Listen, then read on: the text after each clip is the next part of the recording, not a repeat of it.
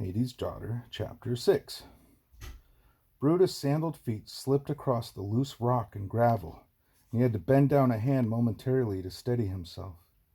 He took a deep breath, forced himself to ignore the pain in his calves and chest, then scrambled to the top of the rocky ridge, laughing breathlessly as he gained its summit. "Come on, my friends," he shouted to his still climbing companions. "What ails you both? Age? Infirmity? A girlish fear of falling?" Membricus and Hicetaean, both breathless and flushed of face, nevertheless managed to laugh, although Hicetaean's ended on a soft curse as he jammed his fingers between two rocks.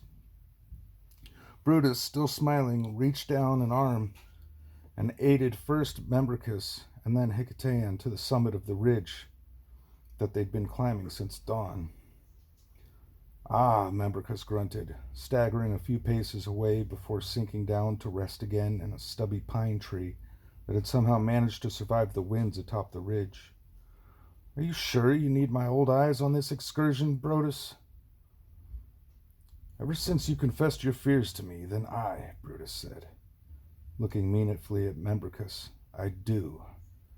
Hicetaean stood a few paces away, hands in the small of his back, stretching out abused muscles. Something cracked in his spine, and he sighed in relief and relaxed. "I'm not sure this is an excursion after all, Membricus," he said, grinning over to the gray-haired man, "but a punishment for whatever sins Brutus has catalogued against us these past few years." They all laughed. Then Brutus helped Membricus to rise. "You know well enough why we are here," he said, and both his companions grunted their agreement. Late in the morning, the Brutus had announced Artemis meant them to rebuild Troy.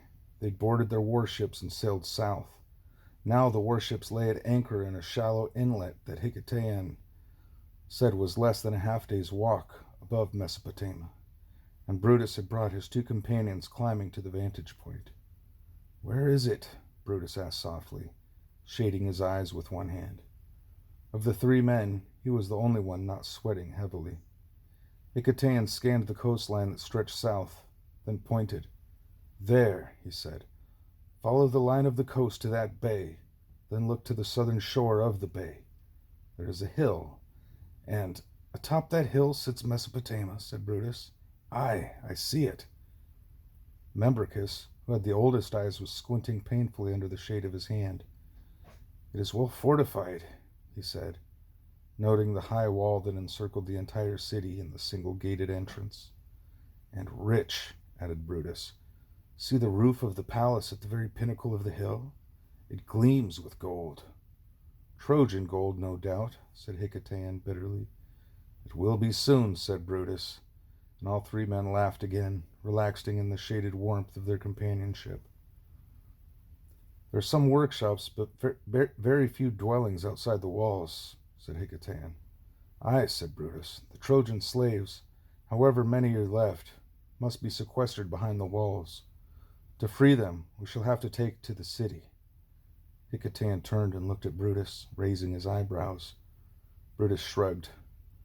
"That is a city full of Dorian Greeks, my friend," he said.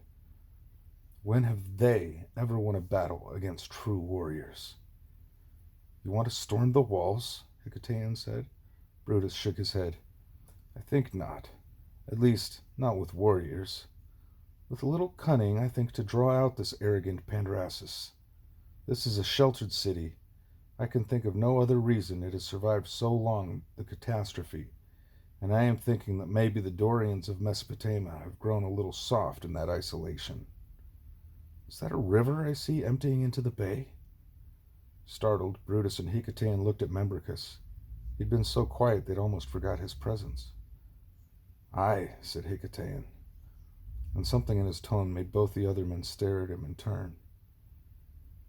"It is the river Acheron," Hicetaean said. "He should have mentioned it sooner. He really should. But how does one ever break bad news?" There was a momentary silence. Then, "The Acheron," Brutus said. "One of the rivers that leads to Hades' underworld?" "Aye," Hicetaean said sharply. unhappily. Membricus stared at Hicetaean, then looked back to the view of the city. For some reason, the distant city seemed clearer now, more in focus, and Membricus could easily make out the river winding its sinuous way from a distant gorge, through the valley system bounded by deep wooded hills, past the fortified city atop its hill, and then emptying into the bay. Something thick and corrupt coiled about his belly, and he moaned. Hicetaean made as if to reach out to him, but Brutus, sharp-eyed, held him back. "Wait," he mouthed at Hicetaean. Membricus drew in a deep, horrified breath. There was something dark crawling down the river, a great cloud that, as it reached the city, settled over it like a heavy, angry hand over the delicate crown of a baby's head. "There is darkness there," he gasped. "What do you see, Brutus?" Membricus cried out, but Brutus' voice had broken his vision, and as he sucked in several lungfuls of air, his face cleared of horror, although it remained grim. "There is darkness, an evil, crawling down the Acheron toward Mesopotamia," he said. "But I cannot see what." Hicetaean muttered something about the uselessness of seers whose eyes had clouded with age, but Brutus ignored him. "Membricus," he said, very gently, moving to stand close to the man. "Brutus," Membricus said. "Brutus, are you sure that you can handle the game, if it does stir?" Brutus took a deep breath. "Are you still so caught in the grip of your vision? Membricus, it is pointless to talk of the game. Ariadne destroyed it, along with most of our world, and all of our hopes." Membricus' eyes moved deliberately to Brutus' golden hands. "Damn it, Membricus, there is not a single mistress of the labyrinth left. These bands mean nothing without a mistress. And yet you said that those bands were sympathetic to—" "Enough!" Brutus snapped. He found himself curiously annoyed with Membricus and his continual prattle about the game. It was somehow intrusive, almost sacrilegious. "And if you're going to rebuild Troy to even half its former glory," Membricus went on, "you will need the game to—" "Enough!" Membricus shrugged and looked away.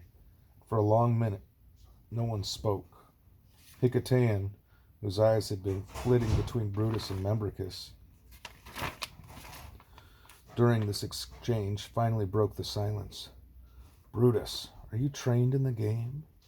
Are you a kingman?" Brutus sighed and looked away. Hicetaean raised his eyebrows at Membricus. "Brutus is the son of Silvius, son of Ascanius, son of Aeneas. Who is the son of Aphrodite?" Membricus finally said softly, "Brutus is of the line of gods and kings, and he wears the kinship bands of Troy. Yes, Hicetaean, Brutus is trained in the game. He is a trained kingman. How could he not be?" Hicetaean looked back to Brutus, and he inclined his head in a gesture of deepest respect. "Then I fear not whatever shadows lurk above Mesopotamia," he said. "Do you, Membricus?" Brutus, who had been looking at the city in the distance, now turned his head very deliberately towards Membricus. "I always fear," the old man snarled. "That's what seers do best." Brutus grunted, half in laughter, half in derision. "Enough talk of this game. It only distracts me. Beyond lies Mesopotamia, and in it lie the people who will populate Troia Nova. Come, we need to talk of the rescue before we lose ourselves in talk of legend." "The game is not legend," Membricus whispered, but Brutus ignored him. "Now, old men," he said, Are you up for the journey down?" Once returned to his 3 warships moored in the shallow inlet some 12 miles north of the Acheron in Mesopotamia, Brutus hesitated just long enough before sitting down to his evening meal to send 2 of his warriors, disguised as laborers, to Mesopotamia. "Find the man who speaks for the slaves and tell him, whoever he might be, of who I am." Tell him that I would speak with him.